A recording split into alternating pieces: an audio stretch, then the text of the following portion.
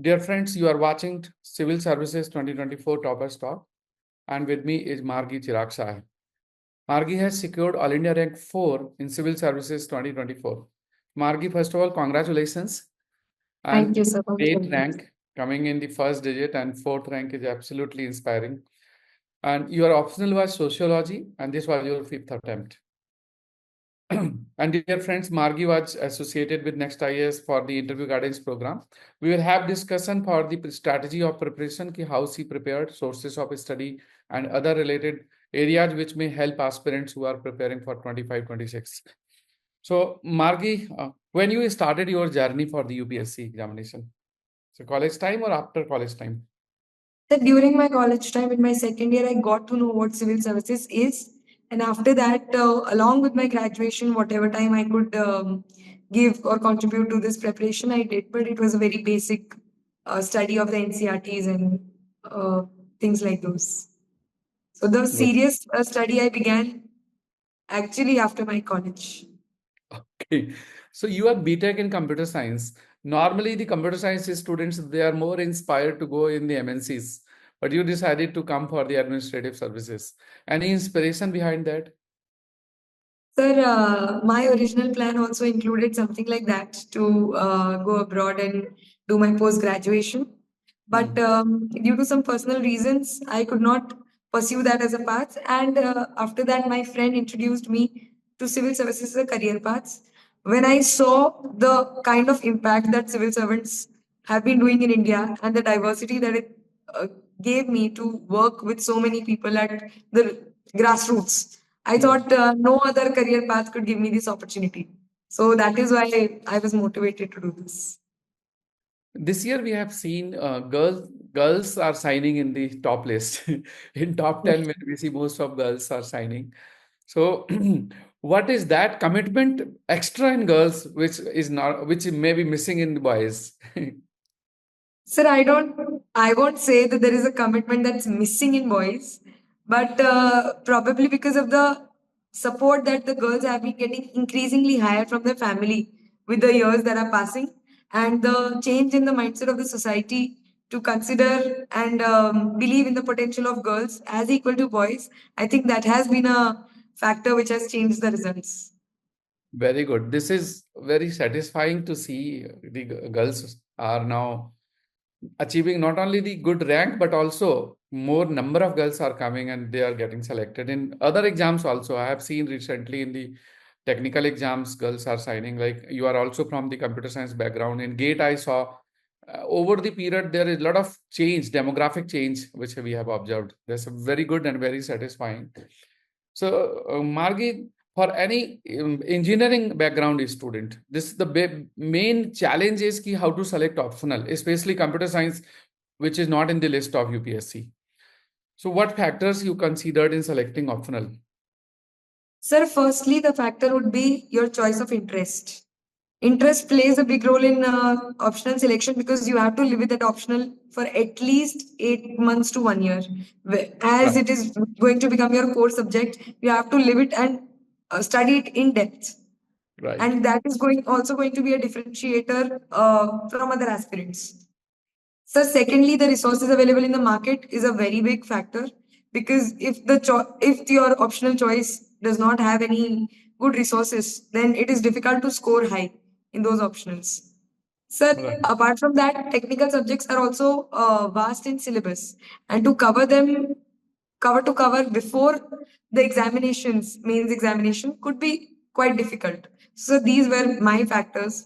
And so sociology, considering I had a technical aptitude, I also wanted to develop a social aptitude because eventually I had to work with people. So having that holistic and minute perspective of society will certainly help, I believe. In your last attempt, also you reached till interview and you missed by only few marks, and this time you are in the top list. So, what difference you did in your preparation? What strategy you changed, which resulted in such a great hike in your rank? Sir, firstly, my main score has improved significantly. Last year it was 767 and this year it's 825. So, Oh, sir, I think the game changer could be essay and a focus on my optional, specifically doing PYQs. That has helped immensely. And apart from that, ethics has been one of my strong suits, and I have scored pretty much good in that. So I think that would have also helped. And so during my interview stage, I did peer discussions almost every day for around 4 months from January to April. I might have missed a few days, but apart from that, the peer discussions gave me an edge in articulating my answers well, and also the content enrichment from my peers. So I think that these were the two deciding factors that changed my results from negative to positive. Very good. We find that most of the students they focus more on the prelims and mains common syllabus, but the subjects like you are talking, which we are scoring for you, one is essay, other is the ethics paper. These areas usually student they don't focus in the beginning. So, what you suggest to the students to score maximum in mains, how they should plan their study? Sir, I understand that students would want to integrate their prelims and mains preparation, but also these four papers cumulatively give around 1,000 marks, and they also provide a student a scope for their own expression of their own individuality, which is not possible that much in GS. So Right. I think there is that is very necessary to focus on essay, because I did not score well in essay in the first two attempts. I got an 84 and 97. So Mm, that score would not have led me to this rank. So mm. I believe, sir, the papers like these, which give you an edge to express your own individuality and your opinions in a nuanced manner, these should be focused upon to score good in maths. Very good. And we have seen that students they struggle for the content related to the essay because most of the students they write the essay related to the area they have studied, but gradually we are observing the topics are shifting and they are going more towards philosophy. So, as a engineering student, did you find any difficulty in preparing the areas? So definitely it was difficult in the initial attempts, because I could not figure out a flow that I wanted to give my essay, and my essay was very mechanical to read, giving the same pestle framework. So in 22 and 23, I made this mistake of not analyzing the essay from a more holistic, a more philosophical perspective, and the dimensions with depth were missing. That is what I focused on in this. And being from a technical or non-technical background, generally students don't write essays after their schooling. So I think reading some books, some self-help or some non-fiction, gaining that vocabulary and using those examples that they observe in real life, that would give an edge to the students to score high. Good. So I would like to talk with respect to engineers because I'm also engineer and I have a more soft corner towards engineering candidates. So Yes. as an engineer, what you see ki engineers have these extra skills which help them in preparing UPSC exam.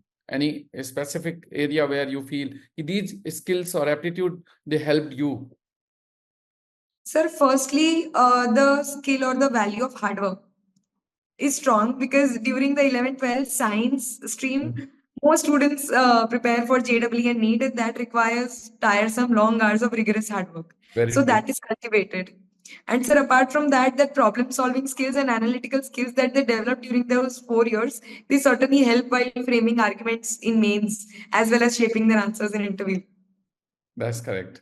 And this aptitude skill definitely helps them in taking edge for the CSET. They can save that much time because the other Certainly, sir. aspirant they have to prepare and the engineers they are already through for it.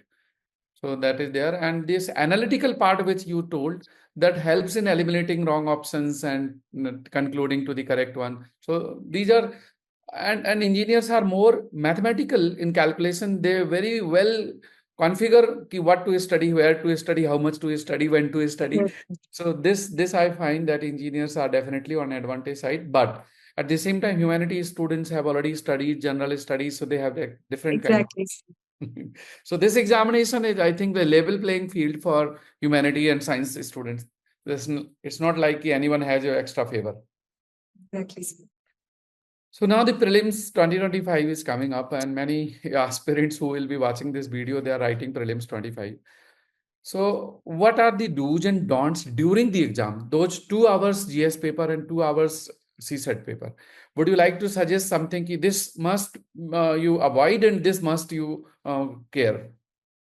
So the do's would be go with a calm and confident mind.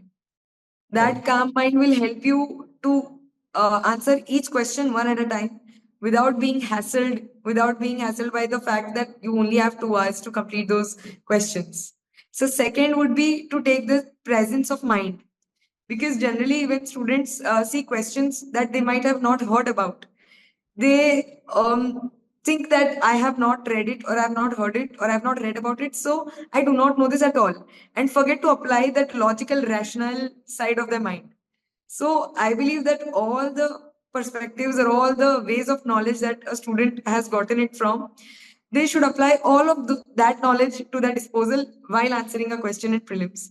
And so the don'ts, I would say, would be first, not to analyze the paper during the examination itself, to say whether it is tough, moderate, or easy, and to decide that cutoff in one's mind.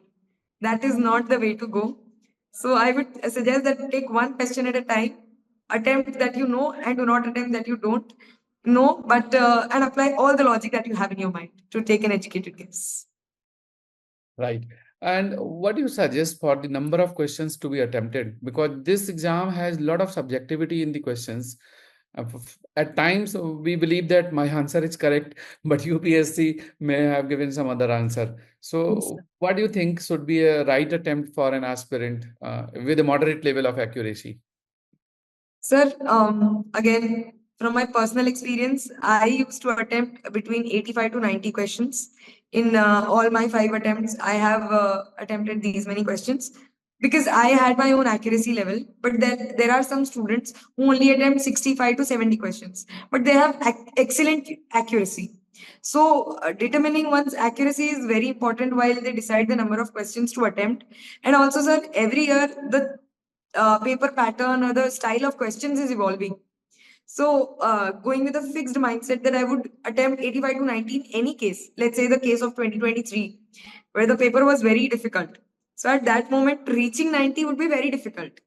So, in those questions, one strategy should be a little flexible to accommodate the changes that they witness in the paper itself. Right. And this depends on the difficulty level of the paper. You have to take a call then and there. If the paper is very difficult, the attempt may be 80, 75. If the paper is on easier side, one has to go for the 90, 90 plus. So it all Exactly. depends. And even it depends on the candidature, whether you are from a category or you are from a general category. That also makes a factor. So Yes, there are so sir. many dynamic factors which will depend. One should try to attempt as much as possible. Yes, sir. CSET, normally for you, it may be a cakewalk because science, that to computer science. So, but for students, this CSET becomes a tough. And attempting CSET, what do you suggest? Ki would attempt all the 3 sections or should focus on any 2 sections? Sir, I would suggest that strengthen 2 sections and manage 1 section. Okay. um, in the sense that one cannot entirely leave 1 section because we don't know the difficulty that's going to be present in the other 2 sections. And what if you can't attempt those number of questions that you decided in your mind? Right. So, ignoring entirely 1 section could prove to be a little disastrous. Okay. So now let us move to the mains examination because the gap between prelims and mains is very less. It's Yes. hardly 2 months. This year, 25th of May exam and 19th of August is the mains. Yes. So what do you suggest during this period? Students should focus more on answer writing test or they should focus on reading current affairs and what was your approach? Sir, my approach was rigorous answer writing. I had done it before prelims as well. 2 months before prelims, I only focused on prelims, but before that, I had already written a lot of answers. And during this time also, I focused on daily answer writing a lot. For the first 1 month, I wrote answers daily for both optional as well as GS, because one has studied the content, but how creatively they can express it and incorporate it in their answers is a different ballgame altogether. And for that, one needs rigorous practice to have those data points so well memorized and understood that they know creatively where to place it. with that limited amount of content that we have at our disposal during the examination, it is important to practice it. So I think, sir, answer writing would be the way. Okay. Now in GS paper, there are two type of questions, 10 marker and 15 marker. What difference in approach you followed in both type of questions? Because one has to be expressed in 150 word, other maybe at 250 words and so. Sir, in the 15 marker questions, I used to write more depth, as in, I used to cover more dimensions, and I could explain a little. I had that scope of explaining because I had 250 words. But in 10 markers, the time is also very limited because I used to attempt the 15 markers first and then the 10 markers. So the time would be very limited. So my approach was write short sentences, explain the example very shortly, or not even explain, just write the example, and very crisp intro and conclusion. But I did not miss intro and conclusion in any answer. I wrote all the three parts in all answers. And how to write? Some candidates they prefer semantic and they go pictographic. Some go point wise. Some go paragraphic. So, what was your approach? Mostly, however, it depends on the nature of question. Yes, sir. Sir, it certainly depends on the nature of the question. Also, following only one format might create a monotony in the paper. So I use diagrams, sometimes flowcharts or the graphs to break that monotony. But apart from that, my style of writing is more in the pointer format because it gave me the scope to explore more dimensions in less words and less space. So that is the reason I chose the pointer format. And for GS 1, 2, and 3, there are a lot many questions from the contemporary topics. Yes, So, what sources you followed and what you suggest for students? Ki for these contemporary topics, you can refer these government or non-government sources. sir, like in GS3, we know economic survey and budget play a major role. But the Correct. students often ignore it because of the lengthy and cumbersome nature of the document. But we have multiple summaries in the from multiple institutions, including Next. So I think those authentic sources need to be quoted in such answers so that the value enrichment is seen. So apart from that, I relied heavily on my answers and the value additions that I got from the evaluators. Because during mains, it is very difficult to consolidate one note or two notes and only follow that because of the dynamic nature of the questions. Right. So, sir, because of the answer writing that I had done, I gathered data points and value additions and keywords from those only. Very good. As you mentioned in your initial talk, that essay and ethics is the area where you feel that you this year you have improved significantly. So for ethics, what do you suggest to students कि ethics को improve कैसे करना चाहिए?